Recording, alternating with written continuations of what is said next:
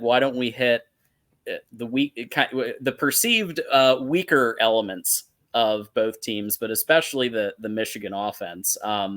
So Davis Warren, as we know, went 15 for 25, 115 yards. Alex Orji did have some rushing yardage and even a passing touchdown in there, so that was pretty cool. But Texas's defense is returning. I believe a couple of starters, right? So with that said, again, we'll start with Matt here, our guest. But how do you see Texas's defense matching up? Who are some of the people that, like, if people don't really know Texas very well, should they be keeping an eye out of in terms of like impact players, especially given the offense question marks for Michigan at this point? Yeah, so on defense, I was expecting what Texas did versus Colorado State offensively. They should have done that. Colorado State, we went through in the preview, horrendous on the defensive side of the ball. They were like 100. They were the worst team in college football defending the pass. You should have killed them. I said Quinn Ewers at worst should have had a 68% completion percentage. I just wanted him to be efficient. He had 74. He passed. He did everything I asked him to do. There was really only one throw, and it was a more confidence issue than reading the defense issue, and we can get into that a little bit later when we talk about the Texas offense, but they passed. Now, the defense, I'm going to be honest with you, they beat my expectations by a lot. Like, that's a good Colorado State offense. They were average basically across the board other than the run game, and then Tony Mitchell, who's their running back, when he was put in last year, I guess he's got great issues. He played the last 3 games. He ran for over 100 yards in 3 straight games last year. So he was really good when they did have him. And then you have Torrey Horton at the wide receiver position for Colorado State. Guy's an NFL wide receiver. He is going to be he's at worst the 4th best wide receiver we will play this year. At best, he's the best wide receiver we'll play this year. You have Barry and Brown at Kentucky. You have 2 guys at Oklahoma, and then him that you can have in that debate. We held him to 5 catches for under 40 yards. Fantastic job. We held the starting quarterback for Colorado State to 59 yards on 18 attempts. Phenomenal defense. What I noticed, and it was a key mark, Pete Kwiatkowski before the fall camp came out and said, if we just tackled better, we're about 10 to 15% better on the back end because we missed a lot of tackles last year. They missed 3 tackles the whole game. That was the part that stood out to me. They were phenomenal tackling. And guys, if you watch college football early, teams usually have issues tackling early. Texas did not. They passed with flying colors on that side. I think most people do know who Anthony Hill is. Last year at Alabama, he had 2 sacks. He is taking over at middle linebacker for Jalen Ford. This guy, last year, it's crazy. He played 43% of the snaps last year at Texas. He was second on the team in sacks. He was second on the team in tackles. Guy is an absolute stud. I don't really want to compare him to this person, but what he comes to mind is Micah Parsons. He can do a little bit of both, middle linebacker and defensive end. Probably not as good, obviously, because there's an argument for him to be the best defensive player in the NFL, but he can definitely do that. You're going to see him with some packages in blitz at the middle linebacker position. Then you'll just see him line up on the edge a lot of the time. He's one of those guys where if he's one-on-one with Colston Loveland, he's probably the only one on the defense I do trust against Colston Loveland because he's a freak athlete. He's still having some issues. That was the one thing that worried me in the Colorado State game with gaps in the run. He missed like 1 or 2. If they can get that cleaned up, he's going to be an all SEC type player. He was voted all SEC second team. So that's one guy. And then Trey Moore, we got him in the transfer portal. Colorado State, when they did drop back to pass, got rid of the ball in under 2 seconds. So they decided, you know what? We're not even going to deal with the pass rush. We're just going to get it out of our hands. And it's going to be interesting how Michigan deals with that because I think our pass rush in our secondary are actually the strength this year. And I know people want to say we're going to get worse in the run, which we are. There's no doubt about that. We were top 5 in every statistic versus the run because of Byron Murphy and Tavondre Sweat. That's not going to happen this year, but I do think we can go back to 2 years ago where we were still a top 30 run unit because the guys up front are pretty similar to the guys we had 2 years ago. 2 guys in the NFL that got drafted later, Keandre Coburn and Mora Ojomo. And I think that's where we compare. But I think the secondary is going to be much better for this Texas team, and it proved that in the first game. Hopefully we can stay in the second game or prove that again in the second game versus an inexperienced quarterback. And honestly, weapons that don't scare me that much other than Colston Loveland. I actually have a stat here. 8 of 9 when targeting Colston Loveland for 87 yards. For anyone else, 7 of 16 for 31 yards. That is 1.9 yards per attempt. That is abysmal. That is Service Academy bad when targeting wide receivers. Yeah. So they're going to have to be better in this game if they want to have a chance, honestly. Correct. Exactly, which is why that's exactly what I pointed out. Like, if we do not get better production from our quarterback and wide receivers, it's gonna be a long day, man. And like, I have some concerns. Like, we'll get into the keys of the game. I have like what are my biggest keys for Michigan, which I'll get into. But like, that matters. I'll just say that. Like, we have got to get better production. I'm hoping that with our offense, like here we go. Like, our offense versus defense, right? Okay. Well, what we need to see, in my opinion, is Donovan Edwards moved to the slot or used as a weapon. Yep. Stop having him be your between the tackles runner. That's Khalil Mullen's job. I think he earned that job. I think majority of us would agree with that. Davis Warren, I'll say that we can succeed with Davis Warren, but the offensive line has to protect Davis Warren. That is the only way he will succeed. Now, there is a lot of confidence out of Ann Arbor that Davis Warren is mobile and he can run and escape the pocket. We saw none of that. And what I think, honestly, watching the game again, John, I just see a guy who first start was nervous. I think he just was not himself in that pocket, especially from the intel we got out of camp. Now, don't get me wrong. Right. Is it potentially possible the intel was greater than the reality? Well, we're going to find out. It's trending a certain direction, but we'll find out. But like, that offensive line has to protect him, and then they need to get creative. But again, this is where we have to be mindful. That was a very limited playbook. They're not going to get creative. And what you hit on earlier, John, was like what you want to see, or like, the match, like focusing on Texas, but you also have to prepare for Fresno. Here's the reality. Michigan ran plays in week 1 that they did intentionally, knowing Texas is going to watch that film. They're playing chess, and Texas did the same thing. You better believe both teams had week 2 circled on their calendar, and they know they had to get through week 1. But there's no question they were doing things in that game because they know the other team is going to scout that. I assure you that there are things that we will see from week 1, and we're going to see something completely different in week 2 that Texas is going to be fooled on. Now, is it going to be successful? We'll find out. But there's no question there's a chess match going on. And I do feel, and like, here's something that's very interesting that Sharon Moore said. They said, well, what do you think about Alex Orji? What's his role going to be in week 2? And he had this like incredibly confident smile. Oh, he'll be involved more. Like, and I'm thinking to myself, like, okay, first of all, your rotation with Orji was terrible. The second down, Orji down that put us behind the chains and made it 3rd and long for Davis Warren was a terrible decision. I am hoping that you have something a little more cooked up. Now, I'll say this because I got some flack in some of the comments about our call on Alex Orji being QB1. Listen, the intel we brought Tuesday was because the intel we got was from the practice prior. Okay. And I'm sure many of you know who's watched. Davis Warren crushed it last week in camp, 80 plus completion percentage in camp, which is why he stole the job. He essentially stole the job last week. Now, so essentially what we're looking at is a quarterback that took the job in the last week. And apparently, and this is the word out of camp, Alex Orji was competent, in the sense of his throwing was improved. His ability his decision-making in the pocket was improved. We saw in the spring game, John, Alex Orji throw 70% in the spring game. We know he's capable. He threw solid passes in the spring game. He wasn't just throwing 5-yard dump off passes. He wasn't doing like what he did in the first touchdown. He was doing more. So we know he's capable, but we got to see it, man. I don't know. I mean, I know we were all very, I'll say this and I'll let you get it, John, but like, I know many of us were very discouraged when we saw him roll right and throw that ball right into the dirt. Yeah. That was extremely disappointing because it was like, what was that? But we'll see. I do think there's more to Alex Orji. I'm extremely curious about how they're going to implement him. And I hope the coaches are at least aware of like how ridiculous it was last week, how they utilized him. I'm hoping there's a better game plan for Alex Orji if they're going to use him. Well, I let me real quick speak to Steve Sarkisian said in his press conference. He admitted it. He said they've been implementing Michigan plays since spring. Like the players didn't know it, but they had like 15 to 20 plays they'd implement and run.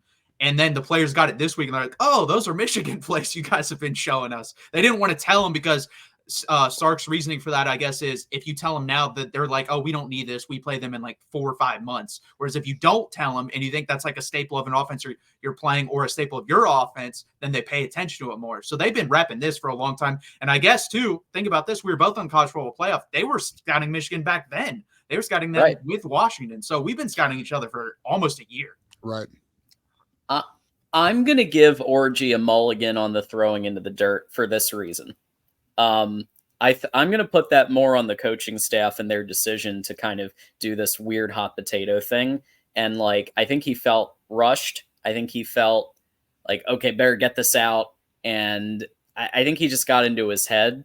And it's really easy to get into your own head when you thought you were going to be the starting quarterback for the vast majority of the last, 8 months. And then Davis Warren wins the job. We saw that with Cade McNamara, how that got into his head, and he was throwing picks to Hawaii. So at the very least, Alex Orgy wasn't throwing picks. He did throw a bad pass, but I'm going to give him a mulligan on that, and I'm going to put that more on the coaching staff and the rotation that they were doing. I think we'll see more packages with Orgy with RPOs, more of him running, more handing the ball off to Khalil, maybe even handing the ball off to Jordan Marshall.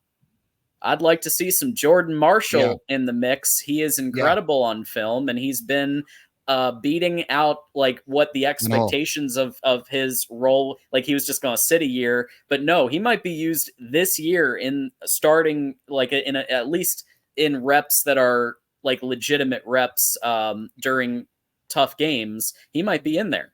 One thing I'll say on that though, John, they may not trust a freshman in that moment. Now I'll say this though, if we need a spark, they may trust a freshman in that moment. They might try it, right? It's all dependent on the the current dynamic of the game, right? But I don't know if they'll put Jordan Marshall in that game for his first few runs. But if we're in a position where we need a spark, you will see some creativity. I'll say that. Yeah, I will agree with our super chat here. So Nick has thrown us $1.99. Everybody go ahead and hit that super chat if you want your comment or question read. And Nick's comment was, unlike Ohio's Mr. Just for Men, Sark is a real coach. I'm gonna agree with that. That's a good. I agree with that statement. And it's funny, like in the press conference, I honestly do. I love him as a coach. In the press conference, he keeps it real, honestly. Someone asked him who's repping Orgy during the week, and he's like, he looked at him and he's like, "You think I'm going to tell you that?" And then just started on. He was also talking about he loves college football, guys. He really does. Like he was talking about, this is why I coach. I get to coach in the big house in front of 100,000+ people. Those beautiful uniforms, Texas versus Michigan. Who doesn't get excited about that? The big games are big games. Steve Sarkisian. He does not hold that back. He's been, like I said, looking at Michigan for a long time now. I think it's going to be very interesting. And you guys brought up the Orgy point. I was going to do some more research into this if Orgy was your starter, but just the little I did, I looked at the top 25 quarterbacks in 2020 recruited and 21. Alec Orgy had the second lowest completion percentage out of all those guys. The only guy that was lower than him was Malik Hornsby, who went to Arkansas, and he is currently a wide receiver. So that's why it doesn't like it. I like Alec Orgy as an athlete. I'm not dropping him dropping back to pass at all. Yeah, he was low 50s in high school, right? Yeah. Low 50s. I think it was like 52%. 50.2. Yeah. Okay, 50.2. Okay, yeah. So it was definitely lows. Yeah, I mean, look, again, so this is like something I want to hit on, not on this show or this segment, but like, yeah, our quarterback strategy of recruiting is very, we'll see if it's questionable or not. We'll find out week 2 how questionable things have gotten, but or the approach to not be aggressive in the portal for the April portal, which we can also talk another time, not now. But yeah, I mean, it's interesting to see where we are. I will say, listen, here's the reality though about high school quarterbacks. It is far easier to improve as a high school quarterback from high school to college than it is from college to the NFL, right? So 100%. It comes down to coaching, mechanics, like things are far easier when they're younger to correct. So we got Alex Orgy from Virginia when they fired their head coach at Virginia. I think it was Brock Mendenhall. Yep. So he came here along with Andrew Gentry. They both came here from Virginia, and they took a shot on him. We'll see. I mean, listen, I think the reality is though, Davis Warren's QB1. I'm curious. I'm just curious. I'm curious how they're going to implement Orgy, and I just hope they do not do some because here's the thing. I don't know about you, John. I mean, we kind of talked about it. Matt, you watched the game. When they threw Orgy in, it was pretty predictable what was going to happen. Like, what would happen is they would throw Orgy in, and then freaking Fresno State would start loading the box and Oh, creeping up to the line, and then I they would run wonder the what they're ball. gonna do. They were either going to run it with Orgy or give it to Khalil Mullins. Like what? Like you're running into 9-man boxes. Like this isn't going to Yeah. work, guys. Like this isn't. I don't know. We'll see. They're also learning on the. They're learning. They're figuring out what their team can and can't do. I don't know. I'm hoping for. I don't know. It's just so hard to gauge it because it's one game. The sample size is small, and we know the playbook was limited, so it's so hard to get a true read on it. So like I'm in observation mode. I'm interested to see what they do with it.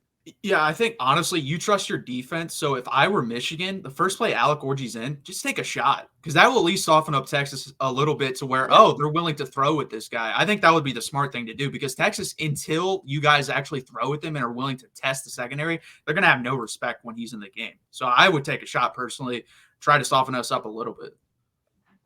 And I think they will probably take some shots. I think one thing we didn't see a lot of that I was surprised because I heard they were doing a lot of play action and we didn't see a lot of play action, like we didn't see as much as I thought we would, so I'm interested to see if that gets implemented into week 2, and that might be why they took the approach they did so they can set Texas up. I don't know. We're going to find out though. I'm curious how this game plan is going to be.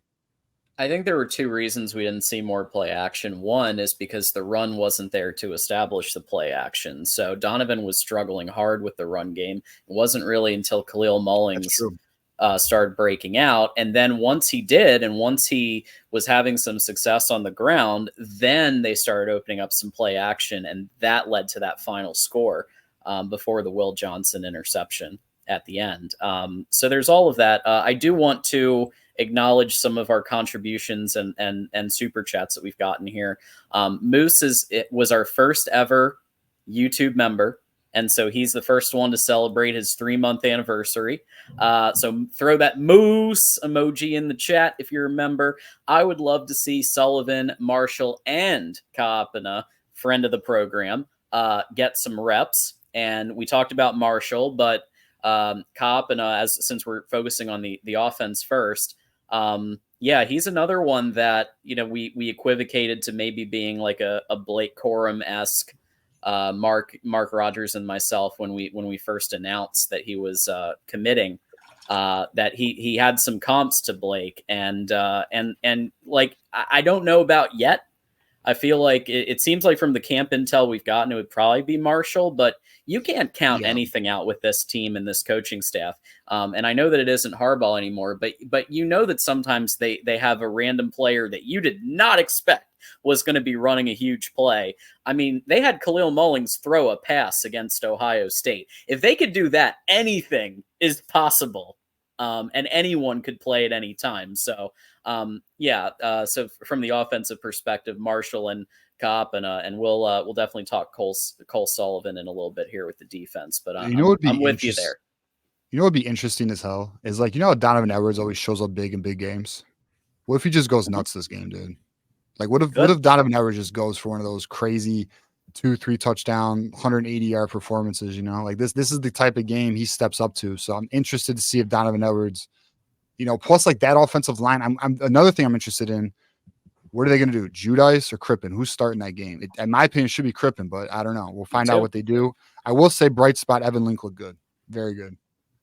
The offensive line, that's the thing too about the offensive line is it wasn't like everything that the mistakes, those are all like really fixable and coachable, like, in terms of like not identifying the guy on the stunt and stuff like that, so, the one where Giovanni El Hadi and Judice totally let that guy run up the A gap. But I'm excited. I mean, look, I am actually really excited. I'm just far more cautious than I was, like 3 weeks ago heading into this game. I'm just a little cautious about our offense. Josephine Tracy with the 5. Fun fact, defensively, Iowa, Wisconsin, Nebraska, and Rutgers are all ranked ahead of Texas, according to sportsgrid.com. Well, I don't know where sportsgrid.com is, but I have to check. I mean, Iowa, I buy. For sure. I'm never going to come on here and say defense is good as Iowa. I'm not saying that. Yeah, all 4 of these, I don't know. That's Even Nebraska's got a good defense. Well, what but metric are they yeah. using? I mean, yeah, that well, too. depends on the metric they're using, right? So, I mean, Yeah. SportsGrid appears to be a betting site, to be honest with you. I'm looking at it. So, I mean, I don't know. I mean, it's very feasible. I mean, I'm sure, I'm not surprised. I mean, Nebraska's defense is nasty. If anyone doesn't know, Nebraska's a very good defense. Iowa's a very good defense. Wisconsin, I'm not. Rutgers is not better. I'm sorry. That one I will stand up for. Absolutely not. Absolutely not. Hey, Rutgers is getting. I bet on their win total over, and they're pretty good, but they're not better than our defense. Yeah, I don't know. Probably not. I'd have to see what the metrics were. Yeah, I don't know if it was tackles, sacks. I don't know what went into it, so we would have to dive more in. Josephine, if you want to let us know some of those metrics, that would be awesome. Or throw Brian, a link in the chat. Yeah, throw a link. Brian with the 2. Moore sounds like he wants Orgy to take over. It has felt that way all camp. Yeah. I mean, the offense is designed for him. Bud Elliott of the Cover 3 podcast, I think he's the best analyst in sports, or at least college football. And I agreed with them on this point he made. He said, if it was truly built for Davis Warren, why didn't they go out and get wide receivers if they're going to throw a little bit more? Because no offense, I mean, the wide receivers at Michigan right now are not very good. And like to throw that guy out there and it's what's going to be a second start with those wide receivers is kind of cruel, honestly. So I think they were hoping Orgy would take over the job pretty easily from him, but he didn't. And that's in my opinion, what's happened. So what happened with the wide receiver issue with the portal? Well, all right, look, I mean, we got screwed in the December portal. We just could not do anything because we didn't know what Jim Harbaugh and JJ were doing. Like we had no idea what was going on with that. You had the damn NCAA Big Ten bullshit going on. Like Michigan could not make commitments because like it's hard to recruit a kid when you don't know the head coach is going to be there. It's hard to recruit a wide receiver when you don't know the quarterback's going to be there. And like it was hard to get a quarterback because they didn't know if JJ was going to the NFL or not. So like it was just the December portal really screwed us, And then when they went into April, they were interested in wide receivers, but unfortunately, and hopefully this is not a problem next portal season, the price point was too high. It was too high for the receivers they looked out to. The price point was too high for the quarterbacks they made contact with, their agents. So that's the unfortunate reality of that. I think, and Ward Manuel did an interview recently, and he mentioned this. The philosophy of Michigan donors is evolving. Okay. And we've seen that this summer. We have seen a major jump in that. I'm hoping to see even larger jumps in that. So we'll see. I mean, me and Moose were actually talking today because we were talking about the collectives and where we are because some of our top, targets were after like Babaloa, which we'll have an update on him later in the show. And then Owasu Boateng. Who we're going against right now are major NIL players. And the reality is our NIL is a top 15 NIL. I think there was a article that just put us at 13, but we're essentially a top 15 NIL.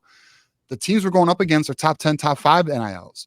And guess what? They're not afraid to buy Ferraris. And I don't mean the car, I mean the player, right? Yeah. They're not afraid to buy the expensive exotic, the high performance athlete. They're not afraid.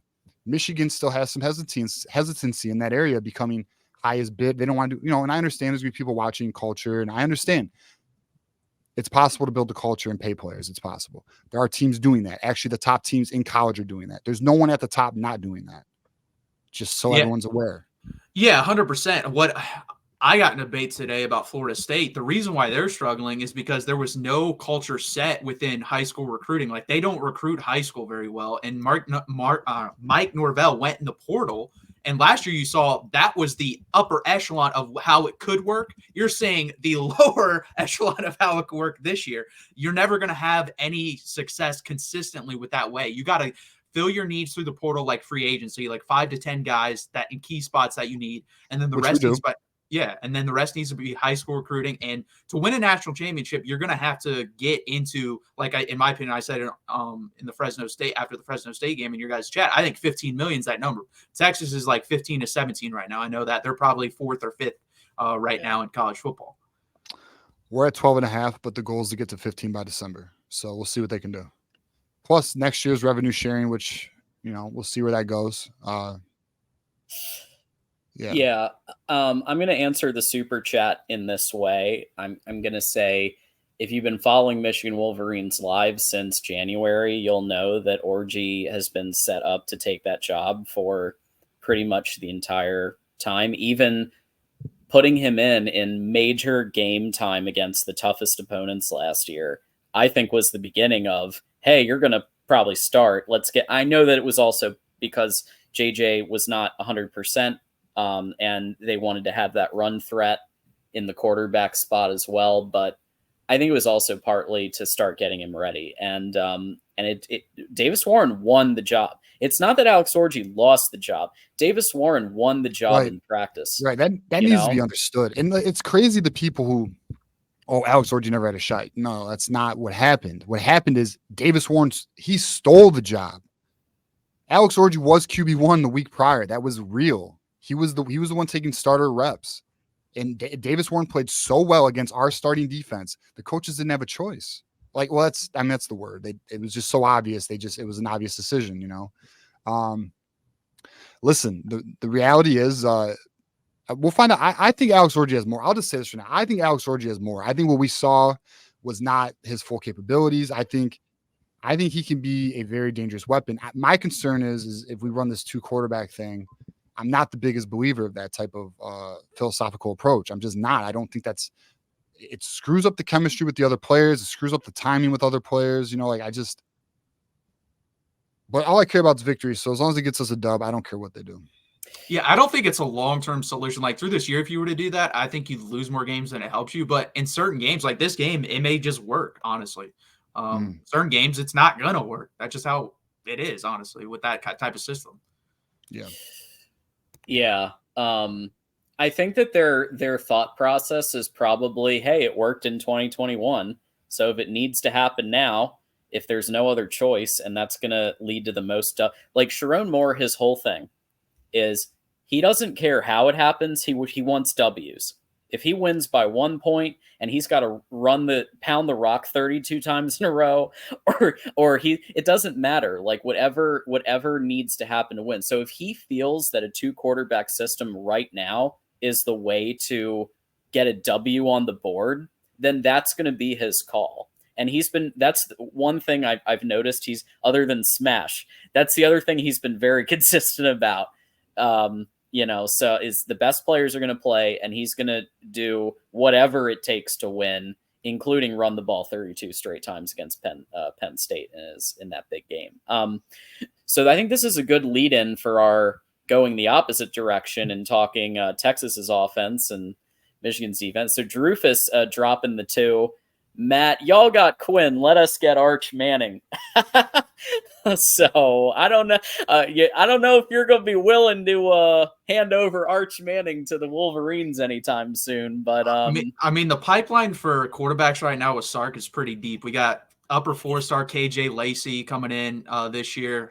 Hopefully doesn't get flipped. And then Dia Bell, who I'm the most excited about of any future guy.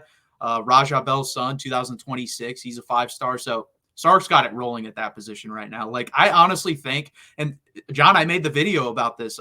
If Arch Manning were like a free agent, how many teams in the SEC would take him? He'd be better than their starting quarterback. I took him over everyone except like 5 or 6 teams. I think legitimately he's probably like a top 15 quarterback in the country. I really believe that. And he's our backup quarterback. So, I that's why, like, if Quinn gets hurt, I'm really not that concerned unless it's like Georgia. Yeah, it's not. That's fair. And even then, I mean, I will say this: I watched Arch when he first got to Texas in that first, I think it was the first spring game he arrived, and it didn't look that great. It was too fast for him. And he went from that to what we saw in this spring game and what we saw in mop-up duty against Colorado State. And the offense just felt like it kind of reminded me of Cade JJ. Now I'm not calling Quinn Ewers Cade McNamara, but like the general idea of Quinn Ewers comes out and the offense is doing well. It's doing fine, right? But then it just feels like when Arch Manning gets in there, there's something that really, especially with him and Wingo, that just goes even a higher gear.